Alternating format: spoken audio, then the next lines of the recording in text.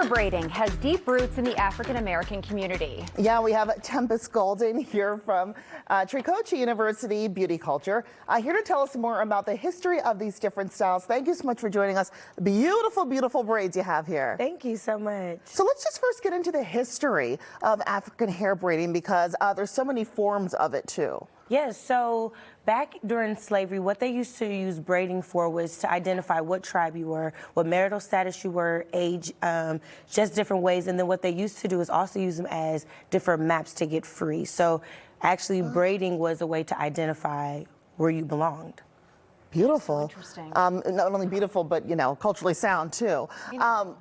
There's also a self-expression, I feel like, nowadays when we braid hair. Yes, absolutely. It's creativity. It's, you know, before we couldn't do really too much color, but now you can add a little color to add a little spice to it. You can add curls to it just to show a little personality as well.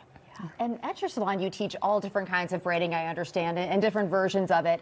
Can you talk about the benefits to having braids? Because I understand that they are, there's a lot of perks to having them. Yes, it's a way where you don't have to do your hair every day. It's a protective style, so you don't have to use a hot tool to use excessive heat on your hair, but it's a really nice, fun way. You can put it up in a ponytail. You can have it like this. You can wear them down. It's fun for vacation. So everybody likes to not have to worry about their hair while they're on vacation. And I like changing it up a little bit. You guys do, it's not just cornrows or box braid, but there's bantu. There's so many different styles. It's hard though, kind of first learning, but then once you kind of get the hang of it, you're good to go. How do you teach how to do that? Literally, we stand next to you, we work with you, we teach you the basics of it, but repetition is actually how you learn. Doing the same thing over and over and over again is really how you learn how to do any style, especially braiding. Yeah. Hey, can you tell us a little bit about the model that you have here? What kind of braids that you did on her? Yes, so I'm gonna turn her seat around so you guys can see it. But this is what we would call feeder braids. So we start out with her natural hair, and then we feed in the color pieces of hair. And so after we were done, we took a rod and we actually curled it so it wasn't just straight, but add a little texture to it as well. Let's talk about that. Let's keep her this way, because I love the natural going into the feeder braid, if you don't mind me touching your hair. No. But the thing is also different texture. Everybody has a different texture when it comes to not only braiding your hair naturally, but incorporating the length.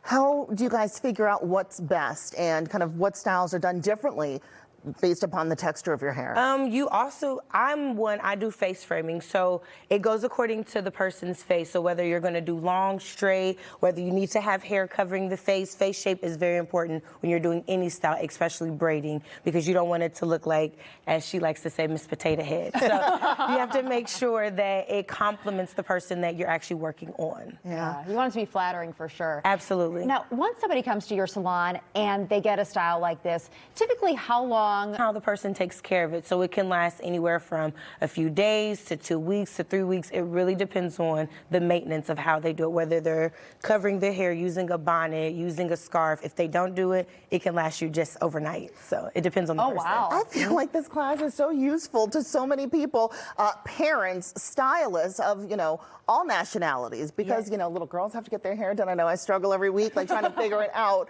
You know, daddies with their daughters, you know, women who want to be stylists. Congratulations on the 20-year anniversary coming up. Let's talk about how folks can take part in the classes that you teach. Yes, so we actually just started a class on the 26th. We are still enrolling, but we have a class start every 6 weeks. They can reach out to any of the Tricoci schools, get enrolled into school, and we can do one-on-one sessions with them. If they're not wanting to be a student, we'll teach them how to do it. But if they want to be a part and be a student, we have classes every 6 weeks for them to come and be a part. One more question before we go, if you don't mind. Since the Crown Act, have you seen like just a boom and people wanting to be natural with their hair, wanting to embrace the African braiding and just kind of get back to the roots of the styles that they enjoy? Yes, it's a way for them to not have to conform how they do their hair, who they are. It's a way for us to rock our hair natural. As you see, I'm typically known for blue hair, but it was Black History Month. I had to go big and make it curly. So I think it's a fun way for us to be able to express ourselves creatively and not have to switch who we are. So beautiful. Well, thank you for sharing. And we'll put all the information, of course, if you'd like to sign up for some of the classes on our website, foxsound.com. You look gorgeous. I love your braids. We'll be right back.